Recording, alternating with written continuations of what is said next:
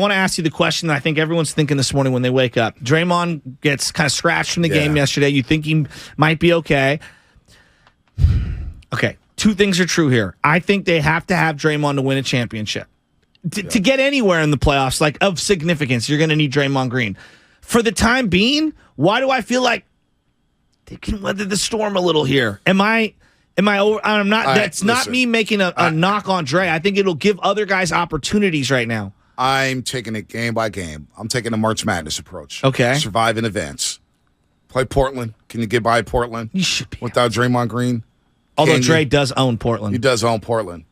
You're not winning a championship without Draymond Green.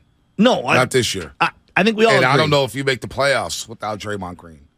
All right? So Draymond Green, his right knee, having a setback there, it's a little concerning. Will we see him on the rest of the homestand? I hope so. Because without Andrew Wiggins, for those that don't know, 3. So you got it's 5-game homestand. You get Portland tomorrow. You get Clippers Thursday, and you get the Pelicans on Friday. What I don't really know what the injury is because they're being vague with it. Right knee bruise. That's what they said. It's a bruise, but they said he had a setback with the bruise. So that means contusion is just another. It's a sexier way of saying bruise. So it's not a sprain. Not a sprain. At least we don't know. Okay. MRI is coming though. I mean, it's just. They could really use him right now, especially with Steph out. I mean, when you say weather the storm, do you mean just his homestand? Do you mean in the last 21 games? Stay around 500. Like to me, it's like one game up or below 500 is what I'm until reinforcements emerge. I want to see them get in the top 6. If they emerge. And then we get some update on Steph this week. Yeah, this week we get an update on Steph. And hopefully we'll get an update on Andrew Wiggins. Hopefully everything is good with Andrew Wiggins. Let's go to Malik in Oakland. Malik, what's happening? You're on the roast. How you guys doing this morning? Hey, Shasky, I respect you, man, because you really know your Frisco music, man. Thank you. You know your Bay Area music, man. I got a different respect for you, man. Thank you. I appreciate that. You make a reference. Thank you. I always hear you making reference to Bay Area artists, so I know you're really from here. Thank you. But what I want to say is, Jordan Poole, do you guys think he's regressing a little bit? Because I believe he's been in the league, 4 years? And for him his game is to not even really flourishing. He don't play balance. He play kind of sporadic. And I'm like, for him to been in the league for about 4 years, his game should have been calmed down. And he played like a rookie half the time. And I really want you guys' opinion on that, because we had an argument about it last night. That he regressing. You know what I'm saying? Some people said he's not. He's just going through something, but I feel like he regressing for some reason, man. Well, he's averaging over. He's averaging over 20 a game, and his development. You got to remember, he's a 4th-year player. I bet you any other 4th-year player on a team like this that's coming off a championship that has all the star power that they have in Clay, Steph, Dre. Looney's now becoming a star out here. Wiggins, a 2-way player, former number 1 overall pick. It's got to be difficult on a game-by-game basis to not know what your role is. One day you're the point guard. One day you're the 2 guard. One day you're starting next to Steph. One day you're coming off the bench and you're playing next to JaMychal Green and Anthony Lamb and Ty Jerome. It has to be difficult to find consistency at this. Like Jordan Poole's never had to go through anything like this where the defense is locked in on him. Last year, he may have slipped under the rug on the scouting report. He's looking at Steph and Clay and Wiggins. Now the scouting report, Poole's one of the top 3 guys to stop. And yesterday, he's probably 1 or 2. And it's like, we got to slow down number 3, Jordan Poole. So I'm not overly concerned with him. He gets into the same trouble, over dribbles, bad shot selection. But I saw signs of that Friday where he cleaned it up. Didn't have bad shot selection. He only had 1 turnover. So I'm not going to freak out about Jordan Poole at all. Not right now. I wouldn't call it freaking out. Like a year ago. 1 year ago today, it was like, man, they can't live without Jordan Poole, it felt like. And then you knew the contract extension was looming, or at least there'd be the decision that would be looming. And he just felt so charismatic, and the fans reacted to him. The team reacted to him. His punch offensively was desperately needed. All the numbers that you cited might all be, factually correct and tell you that, hey, look he's actually not as bad as people think it is. I'm just watching the game, and I look at someone like Dante DiVincenzo does so many winning things. Simultaneously, I'm looking at Poole. He does a lot that helps them. He also is just so streaky and so frustrating. And it's like, I don't want to label him like he doesn't play winning basketball because I don't think that's fair. But there are times where I question his basketball IQ. He overthinks sometimes. He overthinks. The game's going too fast. I love him. Fast. I'm a big Jordan Poole fan. Like I've been at the front of the bandwagon. No, Jordan Poole's going to be fine. But no. But there's, when you're, for example, if you were here at 95.7 the game and he said, all right, one day I want you to work the morning, one day I want you to work at night, one day I want you to work weekends. It's tough doing all those different roles. I had to go through that. One day you're in the captain seat. One day you're in the 2 chair. One day you're in the 3 chair. One day you're writing articles. You know what I'm saying? It's difficult to find a rhythm. And right now, I think that's going on with Jordan Poole where, yes, he's starting right now, but he's asked to do different things on a game-by-game basis. Now, does he have to get better defensively? Absolutely. He does. Shot selection, he has to get better. Take care of the basketball. But I think Jordan Poole's going to be okay. 5 of 20 yesterday. All right, you throw it out the window. You move on to Portland. I think he'll be a lot better tomorrow. And I know the contract. The contract doesn't kick in until next year. I'm not worried about the contract. Right now, he's only making $3 million and some change. I'm not worried about the contract. So, don't worry about the contract, folks. I'm worried about form. Are you playing good basketball right now? Like my biggest issue with him right now, you could say over dribbling and playing quickly. I would just say shot selection. Right. Understanding who has the best shot on the floor, meaning who do I pass it to, and is this the best shot for my team given the circumstances? Like, great example. They'll go through a drought. It was the end of the third quarter yesterday, and it's just like he's playing up tempo. It's like, no, slow it down. Let's get a good shot here. And I know part of that is who you're playing with. You're right on that, B. But like, I wish I could inject some of the Dante DiVincenzo, veteran patience into Jordan Poole's game. Yeah, I mean, look, he took a shot yesterday. I believe it was 90 to 84. This is in the fourth? In the fourth quarter, 90-84. The T-Wolves ended up going up 94-84, and I thought that was the game. Now, the Warriors obviously go on a 20-3 run. They take the game over. They win by 5, and we're all happy about that.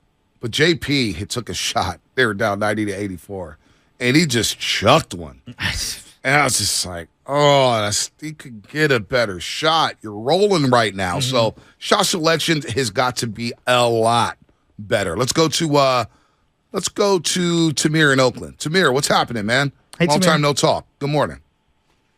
Hey, what's up, guys? I was gonna talk about Anthony Lamb, but that can go into the point about JP that everybody's talking about. If you're playing with with Anthony Lamb, Ty Jerome, Looney, and JaMychal Green on the court with you, you're gonna have all 10 eyes on you. They're not worried about that. So, it's true. Like you said, Vontae, the role for JP changes every game. And then, Joe, you said with Dante, he's not catching all the eyes that JP's catching either. No. So when you don't know what your role is, when 1 minute you got to be that dude, the next minute you coming off the bench, you got to play with a whole bunch of guys that 2 of them are two-way players that most teams don't want. Like, you're going to be inconsistent. You're going to be like, do I have to do this all the time, score more, or do I have to pass it to this guy or whatever? So people got to lay off JP. Like Vontae said, this is 4th year. You're young still. He's still learning that role. He's not Steph. We all say that all the time. Steph, when he was in his 4th year, wasn't doing certain things and all that other stuff. So he's inconsistent, but he's still averaging 20. Who's averaging 20 points in the NBA? That's not like you got to be some type of dog to average 20 points in the league. So, but yeah, if you're playing with, like I said, Joe knows, he hits me up, follows me on Twitter. I'm not a fan of Lamb. I think everybody's saying he's good on defense and stuff. Every time I see him, his barbecue kicking, like he's getting punked out by Reed and McDaniels yesterday, throwing away the ball. I'm like, you might as well play PBJ or Kuminga to do the same thing if he makes a mistake. Like, I don't like how he doesn't get chastised the way the young dudes do.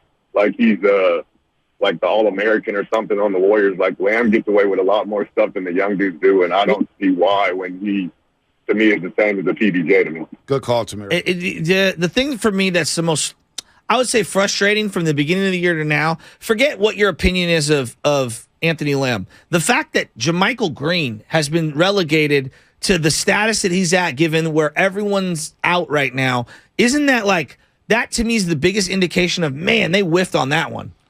Yes, they did. They did whiff on that one, and it makes it disappointing about Wiseman, how he couldn't. That ankle injury Wiseman suffered, that was detrimental. Because those 3 weeks that he missed, kinda? Well, those 3 weeks that he missed, that was a good time for Wiseman to develop and get run and submit himself for that backup 5 spot. But he left the door open for JaMychal Green, and JaMychal Green had a really good stretch when we came back against Cleveland. A couple weeks. Yeah, he had a good stretch. So he's not, look, he's going to play 10 to 12 to 14 minutes a game. You just hope for the best. As far as Anthony Lamb. Yeah, but he's 33. I hear you. He's 33. But what are you going to do? Well, no, I know, but and it's not a like for like. But when they lost Otto Porter Jr., you were thinking you'd get not what you got from Otto Porter Jr. That was unfair because you expected Kuminga and Moody to take a leap. The thing with Otto Porter Jr., and he had good moments. He rebounded like crazy down the stretch. He had very good moments. But he also went through a 3-month slump. Was it that long? It was like from end of January to the playoffs. Oh, okay, but he was very good. He was solid in the playoffs. At times, he was solid. He also made like 5 threes in a 2-month span. So, like, we remember, like, Otto Porter Jr., oh, my God, Otto Porter Jr. We're lucky to get through the season with him healthy. No, I agree, but let's just take a step back. Otto was okay. He was a lot better than JMG. Yeah, no, I'm not saying he's not. Yeah, but you know what? It's a big drop-off. I think that's an area, there was a miscalculation. We thought the youngsters, myself included, would be better and farther along, and you wouldn't need JMG as much. That was wrong. They need JMG more than I anticipated, and he's been not as good. He's going through a little slump right now. I think, again, roles change, right? Now he's better off when he's playing with guys like Clay and Steph and Draymond, JaMychal Green, playing with veterans. I would agree with that, in the dunker spot. Right, and you're playing with guys like Anthony Lamb, and I'm not trying to discredit Anthony Lamb at all. I think Anthony Lamb is, for a two-way guy, is giving you maximum production as a two-way guy. He's giving you more than what you want because you didn't expect a two-way guy to be playing this much. You didn't expect him to be playing this much. So Anthony Lamb's been fine. He grabbed 7 rebounds yesterday, came up with 2 big block shots. Ty Jerome took a step back yesterday after having a solid night against the Houston Rockets. They are who they are right now. But Anthony, I'm looking at JaMychal Green right now, last 4 games. He scored a grand total of 10 points. So he's come back from the All-Star break. Hasn't played too well. And before that, you look at his game logs. He had 4 or 5 games where he scored double figures. What are his rebounding numbers? Forget the scoring. What are his rebounding numbers have not been because they need somebody to rebound. They have outside of Looney. They do need some guys. To rebound. That's an area where Otto Porter Jr. I think a lot of people forget how good he was. A really good rebounder for them. JaMychal Green last 13 games, averaging 4 rebounds per game. It's got to be. That's better. more than I thought. Actually, it's got to be better. Okay. Got to be better. Now I'm eager to see what Otto Porter Jr. did last year. By the way, Otto Porter Jr. out for the season with a foot injury. Well, they threaded the needle on how to utilize him last year, and they avoided key injury because he did hurt his foot at some point last year down the stretch. He did. Remember that? He did. Scared the crud out of me. He did. Otto Porter Jr. last year, it's weird seeing him in his Raptors uniform. Last season, he averaged 5.5 rebounds per game. 5.5 rebounds per game for Otto Porter Jr. at 8 points. Shot 37% from the 3. All right, let's get to Zach. Zach, you're on the morning roast. What's going on, Zach? Hello? Hey, what's up, Zach? How does Draymond's injury affect the Warriors? How does Draymond's injury affect the Warriors? Good call. Good question, Zach. Great question, actually. It affects them on both ends of the floor. Offensively, he's your facilitator from the point forward spot, getting guys off those down screens, running the split action. Defensively, obviously, he's your quarterback. He's communicating, one of the best weak side defenders we've ever seen in the league. So missing Draymond Green affects both your offense and defense, and he's your vocal leader on the defensive end. So missing him, knowing where to be on the floor, setting up your offense, knowing where guys supposed to be. Yeah, you miss Draymond Green, and you're going to miss a lot of him on both ends of the floor. They tried to use Kuminga in Friday night's game in a way, the way they used Draymond Green at times, where he would be like a passer. He's not that guy. No, and it frustrated me. And like that was a great example of my frustration with Steve Kerr. Like, oh, Draymond's out, Kuminga, you're going to play the exact same way. It's like, nah, dude, they're totally different players, and they've adjusted. They haven't run that same stuff. I thought they were much better last night. Who gets the most opportunity with Draymond out? Well, we see Kuminga getting that opportunity. You think he's the beneficiary? Well, you don't have any. Who else are you going to go to? I was thinking maybe. No, I'm not saying you start him, but I'm saying maybe you give JMG some more run or PBJ. I don't know. That's what I'm asking you. JMG. So it's just Kuminga. It's Kuminga. Look at what Kuminga's doing defensively. It's got to be Kuminga. Yeah, it just felt but you got to tweak the way you play as well. You can't play the same way that you do when Draymond Green's on the lineup. Kuminga's not that guy. A lot of guys don't do with Draymond. Draymond's one of one. I actually we thought all forget that. Offense looked a lot more open yesterday without Draymond on the floor. You had all 5 starters scoring double figures. 6 times this season that's happened. It's just a different offense because totally Draymond different. Green is going to look for other Yes. guys. He's not going to look Yes. for his own shot. Where Kuminga can be a bit of a threat offensively. I love his little fadeaway in the paint. When he gets into the paint, He had that 10 yesterday, feet yeah, in, yeah. and he fades away from the middle of the paint. He's got that in his bag. So his bag offensively is a lot deeper than Draymond Green. So it's going to be Kuminga. Kuminga's going to be starting for the Good. foreseeable future, and I think that may be the case even when Wiggins gets back. Maybe they'll go Wiggins at the 4, but right now. It feels like Lamb's getting some of those minutes, too. Speaking of bench, we always talk about, other guys coming off the bench or because Steph Curry came off the bench and all this old bench talk. What happens with Andrew Wiggins if Kuminga continues to roll? Do you insert him right back into the starting lineup or do you wait on Wiggins? Because when he missed 15 games with the right adductor strain and non-COVID list or the non-COVID illness, he was not right. And he hasn't been right since he suffered that right adductor strain. Almost 21 games left.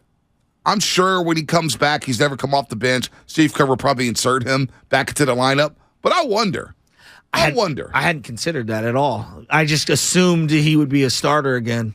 Yeah, I mean, it's probably going to happen. I'd have to think about it. I hadn't even considered it, B, quite honestly. Yeah, I mean, it all depends on Kuminga, right? The thing on Wiggins for just a second, obviously we don't know. But when you hear personal reasons, your mind starts to race about what it could be, and you worry about someone's family, and you worry about their situation, and I just hope everything's okay with him. Like, for him to miss this much time, clearly it's something serious. Yeah. And, when you have a bunch of young kids in the household, I worry about his young children, and I hope he's okay. Like, I really do. I know we're not supposed to, I'm not trying to recklessly speculate. I'm not doing that. I'm just saying, like, as a person who has a heart, like, sports is important, but it's not as important as whatever the heck's going on at home, and I just hope everything's okay. We don't know what it is. Yeah, no. And now my mind's racing, and I just hope his family's all right. Well, he's missed 4 straight games, personal issues, obviously not with the team right now, so you hope that he's right. Andrew Wiggins has been a godsend with the Golden State Warriors. Hell yeah. The family first. He's their second best player last year in the playoffs. There's no doubt. There's no doubt. Hell, he may be your second best player, period. Yeah. Because of his two-way ability. So hopefully everything is okay. Maybe he rejoins the team. You got that situation. You have Draymond Green's right knee. We're awaiting MRI. If he does have to take an MRI, he was on the bench yesterday in the second half, laughing and having fun on the sideline.